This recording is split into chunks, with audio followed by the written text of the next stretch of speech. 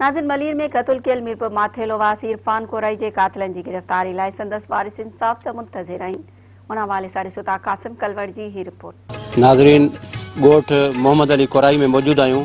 गुज़िरियल ॾींहुं कराची लियारी में जेको वाक़ियो थियो, सिंधी नौजवान इरफान अली कोराई जेको मैट्रिक जो शागिर्द हुयो, रोज़ी सां अॻे वियल हुयो, मज़दूरी कंदो हुयो, जेको उते दहशतगर्दनि हथां क़त्ल थी चुको आहे। शहीद थियल इरफान कोराई जे तॾे ते मौजूद आहियूं। अचो त वारसनि सां हाल वाल कयूं त कहिड़े नमूने उहो वाक़ियो थियो, कहिड़ा दहशतगर्द हुया ऐं उन में केरु मुलविस हुयो। जी में मज़दूरी कंदा तो पैसा खुलिया वठण वियो तो फायरिंग थी वही, नामालूम अफराद हुआ, असां कोन ॼाणूं था। तो माण्हुनि मूंखे ॿुधायो तुंहिंजे भाउ खे गोली लॻी आहे, त पोइ मां भॻुमि, तो भॼी करे एम्बुलेंस कराए सिविल अस्पताल खणाए वियुमि। तो उते जो तो डॉक्टरनि चयो त इंतकाल करे तव्हांजो भेण जो। टारगेट किलिंग वारा जे दहशतगर्द ऐं उहो अंधाधुन फाइनल करे उनखे क़त्ल करे छॾियो।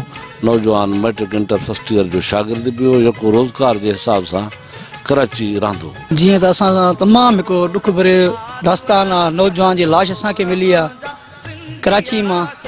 छा सिंधियुनि जी कराची न आहे? सिंधी जो वॾो जुर्म थी वियो उते। असां IG सिंध खां मां मुतालबो थो रखां, हिन महिल छा थियो आहे? कराची जेको एरिया आहे लियारी जो नंढो आहे, रेंजर बि एॾी गश्त में आहे, पुलिस बि गश्त में आहे। छा थी करे पुलिस, छा थी करे रेंजर? असां पूरी सिंध में एहतजाज कयासीं कोराई इत्तेहाद तरफ़ां।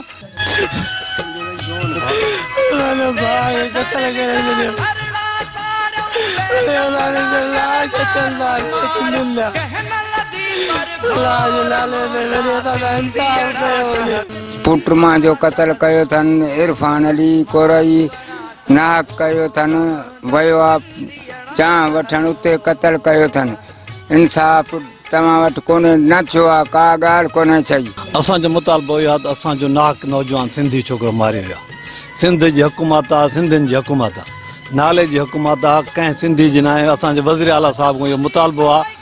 वज़ीर आला साहब, सिंधी माण्हू रोज़ छो था मरनि कराची में? हिते बर्मी, बंगाली, अफ़गानी त अची सघनि था, पर असांजो जेकॾहिं सिंधी माण्हू उते कंहिं कारोबार या कंहिं कमकार सां वञे थो त उनखे टारगेट किलिंग करे मारियो वञे थो पियो।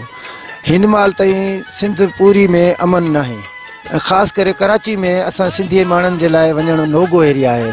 असां वज़ीर आला सिंध खे चवंदासीं, गुज़ारिश कंदासीं, या त पंहिंजी इस्तीफ़ा ॾे त सुठो अथसि, चुप करे वेह वञी। अगरि नथो हलाए सघे त चुप करे घर वेह वञी, कहिड़ो फ़ाइदो? रोज़ रोज़ असां सिंधी लाश था